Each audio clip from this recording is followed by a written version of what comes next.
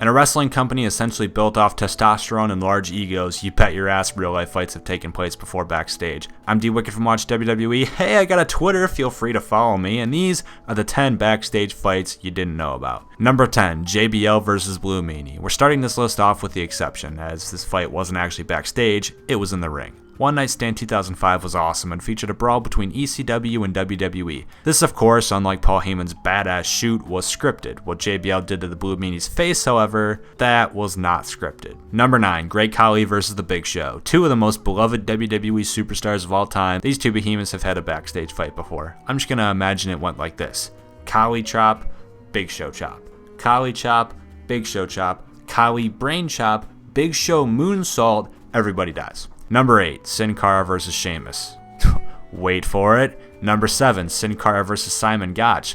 Hold on just a second. Number 6, Sin Cara versus Chris Jericho. Maybe he's been watching Botchamania and is upset because we found out he's a living meme. Yeah, let's go with that. That's why Sin Cara's on this list 3 goddamn times. Number 5, Vince McMahon versus Nails. This wasn't really a fight, more so Nails punching Big Dick McMahon in the face and then getting promoted to fuck off status, aka you're fired.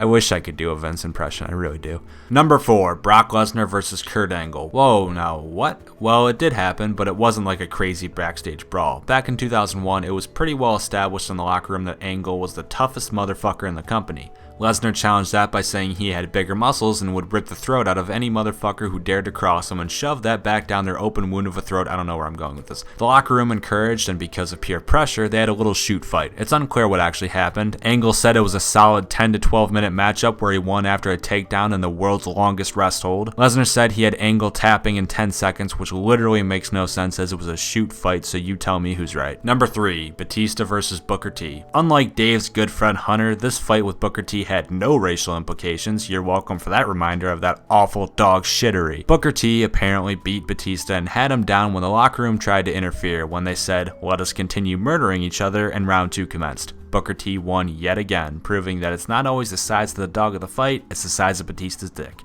Wait, what? Number 2, Chris Jericho versus Goldberg. Okay, so I lied, right? You've heard of this one before. That's why it's not number 1, so shut the fuck up. As told by Chris Jericho many a times, back in WCW, Goldberg refused to work with the cruiserweight nobody, and that heat carried over to Vince's land of big-handed mans, and they got into it backstage. Jericho won by all accounts, getting the Bergman into a headlock and keeping him there for about 7 years before choking him with how big is Batista's dick. What am I doing? And number 1, Joey Styles versus JBL. You heard me. The commentator versus the bully. We started with JBL kicking the shit out of ECW's finest. We end on the same note. Oh, except wait.